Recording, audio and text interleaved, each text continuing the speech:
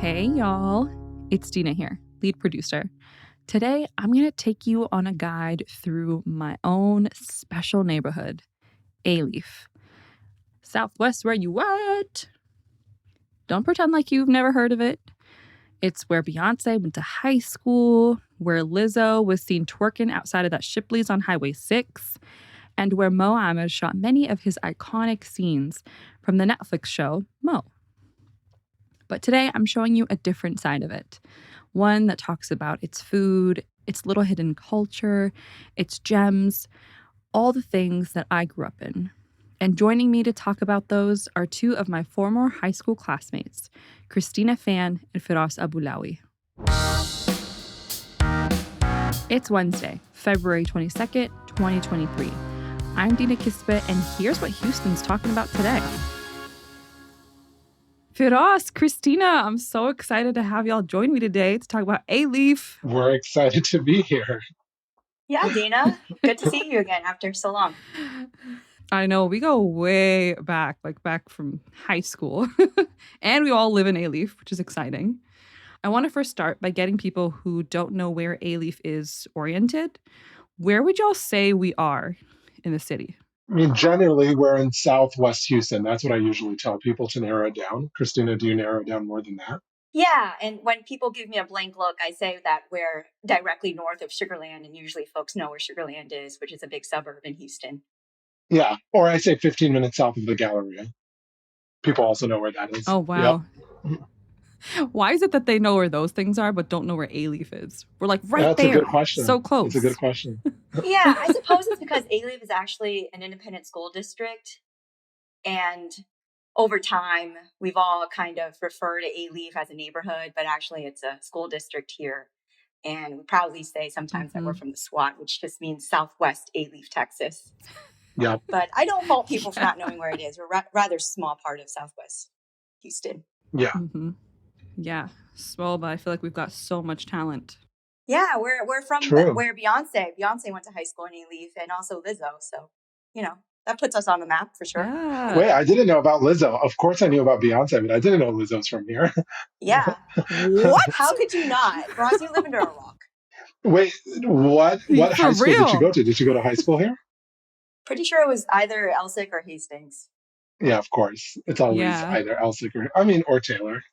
And now we've got like Mo Ahmed with his show coming out on Netflix. I saw that. I saw that. And he's going to record a part of his act, I think, in Alief Middle School. So I'm excited for that. Mm-hmm. Yeah, so much representation. So let's start with how long you each have lived here. Christina, how long have you lived in Alief? Sure, yeah. So I'd say cumulatively, I've lived in Alief for around 20 years. I was born and raised in Alief and lived here my entire life since I was from 0 to 18 and left for the first time to go to college in New York City at Columbia. And then I lived in New York City for 6 years and then went to law school in Washington, D.C. and lived in D.C. for another 5 years and finally moved back permanently to Houston late last year. So it had been over 10 years before I came back. And so I'd like to kind of say, you know, between the 18 years growing up here and then the 2 years during COVID, I've lived here around 20. Whoa. Firas, what about you? Yeah, sort of similar. I grew up here my entire life, and then I actually stayed here for college. I went to the University of Houston, and I was still living in Alief then.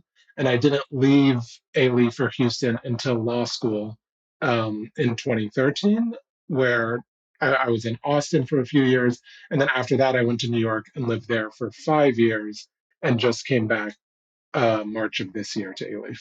Wow. I feel like we all have very similar like stories. Same with my family. Like we Alief for 20 years. And the only difference is like I didn't really go into the public school system until about high school. Because before that I was in private school, Islamic private school. And then I didn't leave Alief until like 2018 and moved to DC. And then somehow ended up finding my way back. Why did y'all come back? I'm just curious. Yeah, as I mentioned previously, I had been gone over 10 years before I moved back to Houston permanently late last year. And during law school, I reconnected and started dating one of my old friends from Alief, Hui. And Hui is a Wow. boy that, grew up down the street from me my whole life. And that boy that you never think that you had dated, right? Like out of a rom-com. And so when I started applying to law school, I reached out to him and asked for some advice. And long story short, we started dating completely unexpectedly and found out that our connection to Alief and the fact that he also left and went to law school elsewhere and lived elsewhere a lot of his life just created a lot of common ground for us and created a very deep connection. So he agreed to actually move to DC because I wasn't having long distance for too long. So he moved, and then Wow. and then around 6 months later, COVID happened, and we were then stuck in a 600 square foot apartment in DC, and he was like, "Why are we here? What are we doing?" We were both working remotely at that point because of COVID, but he has always been a lover of Houston and wanted to come back permanently. So that's kind of what motivated both of our move back to Houston during COVID, and it just made sense. I just realized having, wanting kids in the future and forming a family, both of our parents are here. So that's kind of what motivated my move back to Alief. It just made sense. Yeah. I have a very similar story. I mean, without all the romantic stuff. I mean, I think COVID kind of COVID kind of changed, what it looks like to work in a professional setting in 2022, and we don't always have to be in the office, right? So, I also work for a East Coast law firm, and they are super flexible. And now my arrangement is that I split time between New York and Texas. So, after living in New York for 5 years, I spent a short stint for like 6 months in London, and I worked from there. And then I was like, okay, where to next? And I just didn't feel like I needed to spend, day to day in New York to be happy and fulfilled. And Houston is where I grew up. Houston is where family and friends are. Houston is home. So it was the natural next step to come back here. Yeah. One thing I was curious about when I was setting up this conversation to have with y'all is just like understanding the history of Alief. It's really different. And I don't know how much y'all have read about, but apparently, like, it wasn't the community that we have today. It used to be a rural community of about like 30 families in the 1900s. And it was something that was described as a flood-prone prairie, which I still get the flood part because Alief sure floods. But it was like a bunch of farmers who grew rice and cotton and corn and raised cattle. And going to, Houston proper meant a 30-mile round trip by wagon on an unsurfaced pathway. I don't know about y'all, but I can't picture that image seeing what Alief is like today, that it used to literally just be a bunch of farmland. Yeah, that's wild. At least for me, I mean, I've looked into the history of Vietnamese immigration to Alief, about how on earth did all of these Vietnamese people end up here in this 10 square mile kilometer, right? Yeah. And it's that one, Houston is very similar to Vietnam in weather, the humidity and the temperatures. And two, it's a very affordable place for Vietnamese refugees to come in the 70s after the Vietnam War. So as one person came, another person came and sponsored their family and so on and so forth, right? Which created this beautiful community here of all kinds of cultures. And I think this story can be reflected in a lot of different ethnic groups in Houston. It's just very accessible. And at the time, my parents were telling me the job market was really easy to get. And it just created this very welcoming space for them to find home in America. Wow, that's so interesting. I had no idea how many Vietnamese we had in our community in Alief and how many resettled in Alief. That's so interesting. I guess it makes sense now because when you think of Bel Air, there's a lot of Vietnamese like stores and Vietnamese like restaurants. You don't really think of like, okay, well, how did they get here? And like, why did they choose Alief? And the proximity to Galveston was another factor because a lot of these Vietnamese folks were fishermen in Vietnam. At least that's true for my boyfriend's family. They came here and they started fishing off the coast of Galveston and shrimping off the coast of Galveston. There's a Vietnamese community there as well doing that. And just the overall affordability of it. My dad grew up as a car mechanic And then eventually he worked for the wow. public bus system here, the metro, fixing buses. Oh, And wow. so, I was raised on blue collar Wow. money my entire life. And my mom was an electronics assembler. She assembled motherboards, and that was Wow. a very popular thing for Vietnamese women to do. And of course, nail salons are all over in Houston, as well as the reputation that a lot of Mm-hmm. Vietnamese people open nail salons. So, yeah, I think overall, Houston just created a home for folks who are new to America, which I really appreciate. That's Yeah. amazing. So, what was y'all's experience like growing up in Alief? Yeah, I mean, it was a very pleasant experience, right? So it just so happens that Christina and I and you know, we all went to the same high school, right? We went to Kerr High School, which Mm-hmm. is a public school. I don't think it's considered a magnet school, but it's definitely not your typical large public school in that I believe our graduating class was 160 students.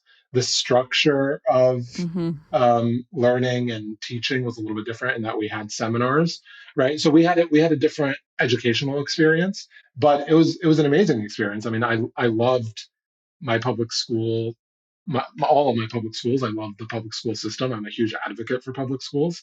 My experience growing up was very much surrounded by communities, and it was a very loving and very safe. Contrary to popular belief of what people may think of when they hear Alief, right? It was like a very Yeah. safe and loving and warm upbringing. That's really the Mm-hmm. first thing that comes to mind when I think of growing up in Alief.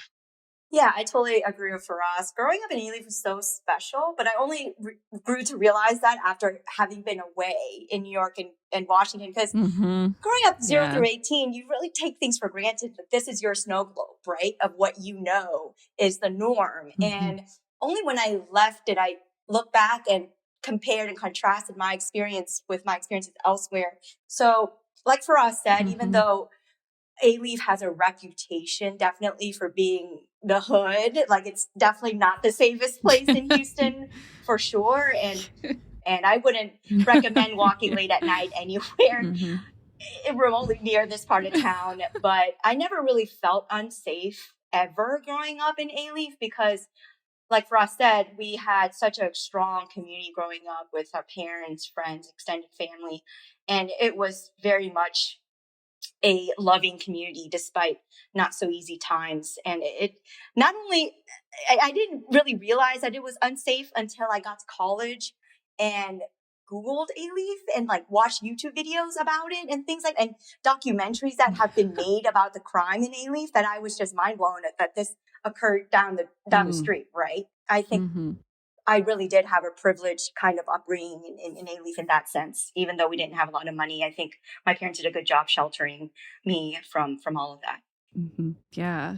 Yeah. No, I totally I echo those same sentiments. I feel like Alief definitely gets a bad rep, and it's like agreed. I don't know if I would walk at night anywhere in Yeah. Houston, Yeah, to be seriously. honest, like outside of Alief too, you know? So I don't want people to come and think like, oh, it's just Alief, but it's not. And I agree with y'all. We had like a really great high school experience. I wasn't in the middle school or elementary school system to really get that exposure of what it was like in Alief, but high school was such a great indication of that. This ad is brought to you by How to Buy a Home. All over the country, things are getting more expensive, including rent. And I don't know about you, but I'm tired of it. It's time to start investing in something more sustainable. That's exactly why you should make this the last year you rent. I know buying a home seems difficult, but that's why I highly recommend checking out the How to Buy a Home podcast. Host David Sidoni has years of experience helping first-time homebuyers close on houses they thought were impossible. His How to Buy a Home podcast is a free resource that breaks down all you need to know to make buying a home a reality. Start listening to How to Buy a Home podcast today at howtobuyahome.com or wherever you listen to podcasts. If you have questions, ask David directly at howtobuyahome.com. It's that easy. So visit howtobuyahome.com and make this the last year you rent.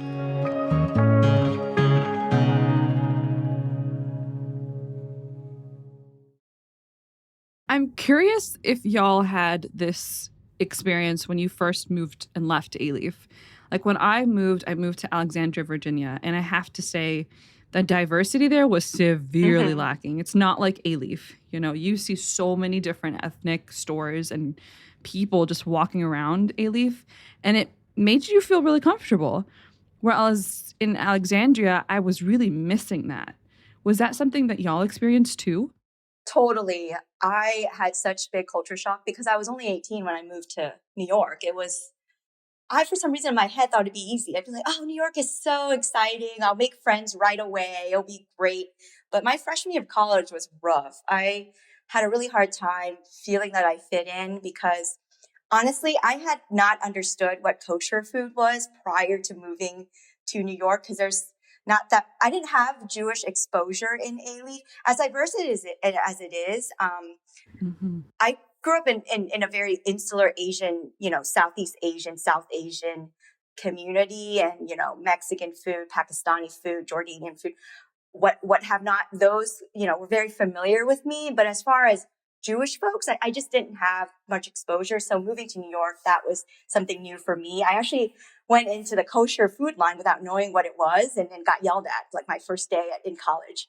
And I was like, oh, wow, I don't have the meal plan for this. Okay, now I understand what to do. But that was definitely a culture shock. And as diverse as New York City is, there's not a lot of Vietnamese people around.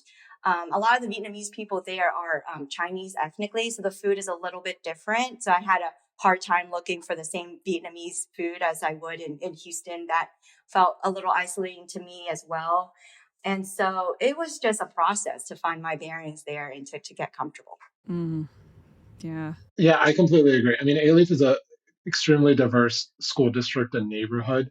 I mean, to be honest with you, and if I think back to elementary, middle school, and high school days, we had a good contingent of Asian and South Asians, Middle Eastern, Hispanic and Latino population, and Black Americans and African Americans, right? But what we did not have is a lot of white peers.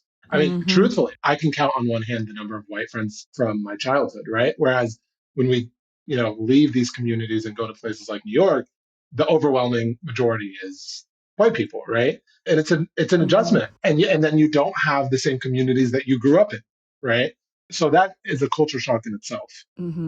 Yeah. I remember the first time when I was trying to find where I can buy fresh seafood, because we used to go to like H Mart or, Hong Kong, and I couldn't for the life of me find the equivalent of In that the East Coast. in Alexandria. Like, yeah, it's not the same. It doesn't hit the same. Yeah, and seafood is so expensive there in the way that it's dealt with outside of Alief. In Alief, you can go to a Vietnamese mom and shop place and get a full-on lobster for $25, sautéed, delicious. And that's what I'm kind of used to. Like, seafood wasn't expensive in our neighborhood because of the proximity to Galveston and just the culture of ethnic cuisine. So that was also, a surprise to me when I learned that, lobster at a 5-star restaurant in New York City, it does not quite cost $25. Exactly. Huge difference. I'm curious to know if there was anything that you could change about Alief. What would it be? Yeah, as I think about that question, I think about maybe how much Alief has changed since we've left and since returned. And really what my mind is going to is the resources that are available to Alief students and young people growing up in Alief. But I know, for example, I think in the past like decade, there have been at least 20 new Alief campuses that have opened. And there are, institutions or establishments targeted towards college preparation. There's so many new resources available at Alief that I'm just not privy to. So if I was answering this question based off of my experience, having grown up and not knowing what has since become available, I would say the resources that are available to Alief students, because there's so much potential here, right? I mean, what I was saying before is that our experiences are so aligned because there are so many first generation Americans in Alief, and so many of our parents are blue collar workers. And so much of our upbringing was, our friends teaching each other. And it's sort of the blind leading the blind, right? Because we had amazing teachers who cared about us, but I don't know that we had the same level of resources given to us at those stages that we were in, to really guide us to what's available, out in the world. Yeah, I totally agree with that. As great of an experience we had at Kerr High School, I was very, very involved in the debate team, the speech and debate team at Kerr. And, we did the best we could with our resources, but it was just really hard to ignore the fact that we were up against a lot of private school kids in, Kincaid, for example, and straight Jesuit, St. Agnes, St. John's. And so all those schools like evidently had so much more resources. They went to debate camp. They had, parent PTO committees, and we made do, and we performed excellent with what we had. But I just wish sometimes, obviously it's harder said than done, to have those resources that Firas is talking about, and also just encouragement in the school system in general to branch out to schools out of state for students to get a different perspective of having moved away. I always, whenever I come back and talk to younger folks, I always tell them, take this opportunity to move away from Houston and Texas generally, just to get another perspective and just to be able to look back and appreciate where you came from, right? I think a lot of the people from Alief tend to stay around this area. I mean, for a variety of reasons. But to the extent they could leave Alief and come back one day, it's such an enriching experience to be able to do that and branch out of the University of Houston or University of Texas, and just to see what else is out there to the extent they could. Yeah. So if you were going to give somebody a tour of Alief, somebody who's never been there, what are like the top places that you would take them to? You could just name 2. That's a really hard question, Dina, but I will try my best to narrow it down to just 2. Vietnamese food will always be my favorite cuisine of all time. And I grew up like a 10-minute drive from Viettown in Alief, which is along Bel Air Boulevard, which we alluded to earlier. On Bel Air Boulevard, you can find all kinds of mom and pop ethnic food. And my absolute favorite spot to get pho, which is Pho Dien, and it's on the corner of Willcrest and Bel Air. That's spelled Dien. It's absolutely delicious there. It's one of those places that there's the janitorial bucket and mop in the bathroom, so that that's a legit place. And the service is probably terrible, but you have to ignore that too, because you're not going there for the service. You're going there for the hot, smoking broth and the very tender beef and the al dente noodles. So that is definitely a recommendation that I would tell people to go to. Or if you're in the market for a banh mi, I would go to Dawn's Sandwiches, which is on the corner of Manchester and Bel Air. That is absolutely delicious as well. And both these places are institutions in Houston. They've been around for years. I grew up eating both of these places, so definitely check those out. Yeah, I don't know if I could give you 2 places. I mean, what I would say is Bel Air as a whole is so, characteristic of what Alief is, and like all the tapioca spots on there. I mean, the amount of time that we spent on Bel Air, during our childhood is I mean, it's ridiculous, right? But like if you come to Alief, you have to go to Bel Air and you have to get some tapioca, and then you have to go to the places that Christina just mentioned. And then, I mean, a lot of people come to Alief, especially, South Asians, Middle Eastern people come here because of the grocery stores that we have. I mean, this is a plug for Phoenicia. I don't, I wish like I had owned shares in Phoenicia or something, but not that they're like publicly traded. But anyway, I mean, Phoenicia Specialty Goods is like it's like a taste of home, right? If you are looking for any Middle Eastern groceries or products, and then a good restaurant that I would say is, another good Middle Eastern restaurant, I would say it's Fadi's Mediterranean Grill. Which has now expanded to other parts of Houston, but started in Alief. I think their first location was like somewhere along Westheimer. There's another one now in the like heart of Alief, closer to Westheimer and Derry Ashford. And at any time that you go during the day on the weekend, it is packed. Even if you go during like an off in between lunch and dinner time, it is always packed. And doesn't the owner also live in Alief? The owner also lives in Alief. He stuck around. Right near Westheimer and Derry Ashford. Yep, there you go. Full circle. Yeah, and we're talking about the stretch of Bel Air between Highway 6 and 59. Yeah, so if you just get in the car and drive from Bel Air and Highway 6 all the way to Interstate 59. That's where Alief is, that stretch of Bel Air. Because if you go further east, it gets more and more fancy, and that's not what we're talking about. Yeah. That's not what we're about. That's not our Alief. Yeah.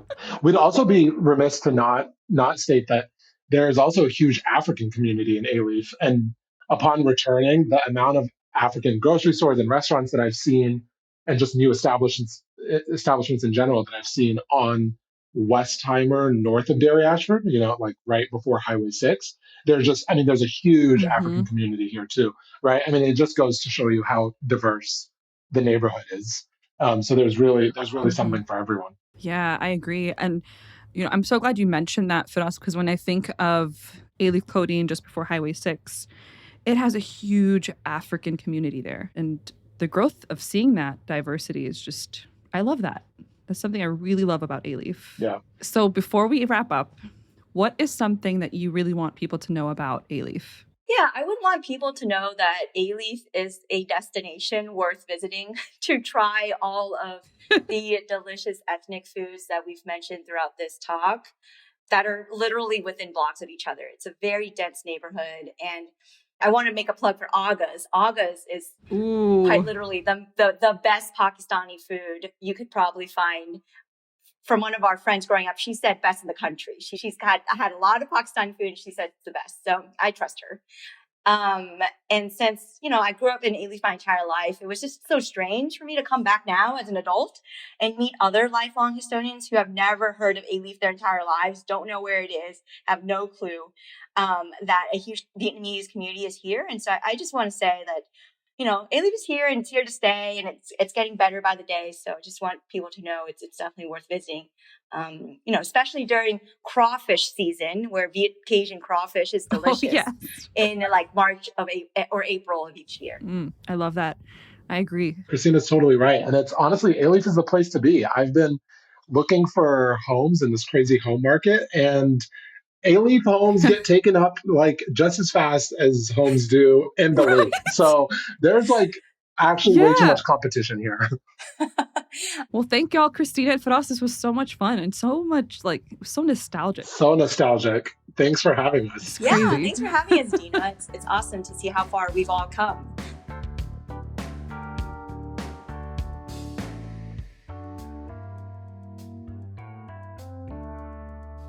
You just heard me chatting along with two of my former high school classmates who are now quite successful attorneys, Firas Abulawi and Christina Phan. Now, before I let y'all go, I'm going to catch y'all up on some other news that I've been reading about in our city. We just got an awesome new senior living community center in 2nd Ward. And this is in the area that's east downtown. This has been in the making since November 2020. They had a lot of delays and a lot of issues that popped up because of the pandemic. Y'all remember when there was a shortage on wood and it was just a colossal disaster? Well, now they've officially cut the ribbon and opened its doors. This complex features 1 and 2 bedroom units. There's a bunch of on-site amenities, programs, events for residents, a swimming pool, and even, guess what? Access to the metro. 80% of those units are affordable to seniors whose income is between 30 to 80% of the average median income in our city. This brings me so much joy, and I'm so excited to see our city offer more options to our senior citizens. That is all I got for y'all on CityCast Houston today. Thank you for being such an avid listener to our show. Tomorrow, we'll be back with a show about all the cool places you can go catch a movie. So stay tuned. That's all I got for y'all. Bye!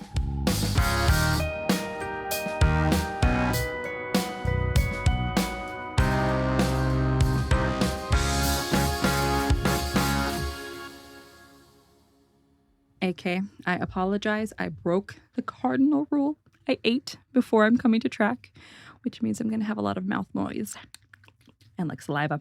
I apologize. I'm so sorry, but I will do my best to try to not have a lot of saliva in my mouth. I don't know. I drank a gallon of water. Here we go.